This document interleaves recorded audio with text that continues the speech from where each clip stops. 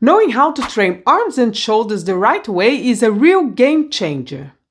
You can have a lot of results in a short amount of time if you understand exactly how to train arms and shoulders. This video is going to go over everything you need to know, and I am sure there is going to be a few things you have never heard of. These are the 6 best exercises.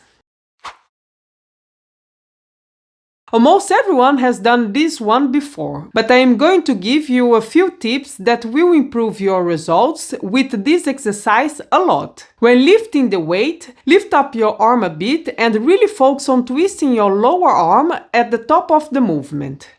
This is called supination. Doing these two things will give a way bigger contraction in the biceps muscle. When you let the weight go down, focus on keeping your elbow in the same position while extending your arm. This will help to keep the tension on the biceps at all time. Just take it slow and control on the way down. Try it out and you will really feel the burn in your biceps.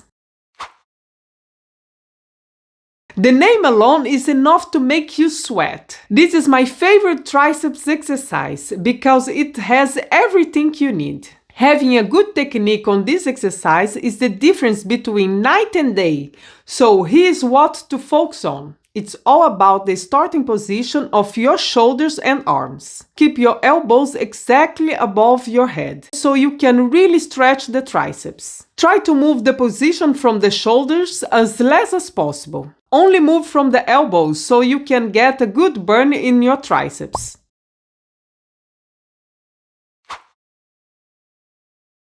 This is actually a part of the arm that not enough people are training. Its main function is stabilizing the arms when they are straight. The only ones that train this a lot are gymnasts, with all their amazing movements they do. That's why they have those gorgeous looking arms. However, seeing as those acrobatic movements are too hard, this is the best way to train it. Keep your elbows slightly bent and try not to move from your elbow. Really keep them in the same position and just move only from your shoulders. Keep your back muscles engaged so your shoulder blades are stable and don't move so much. Don't go too high. Just keep the movement very small in order to keep the tension on your arm. If you're doing this correctly, you should feel it in this part of your arm.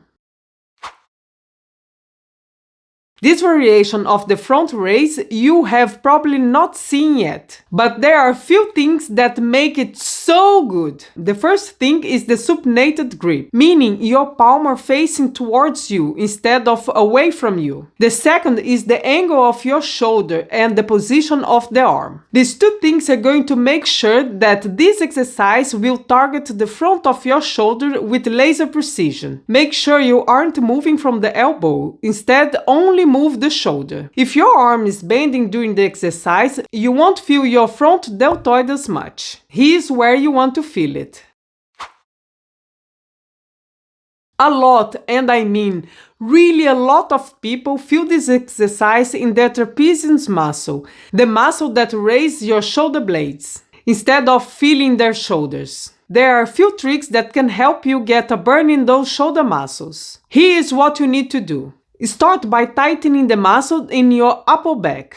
This will help prevent your shoulder blades from going up. Then really focus on lifting up the part of your arm from your elbow to your shoulder. Another thing that helps is keeping the weights low and focusing more on time under tension. You can do this by slowing down the movement and not letting the weights fall down. Instead, just take it slow and keep the control. If you can get a good burn in this part of your shoulder, you are doing amazing.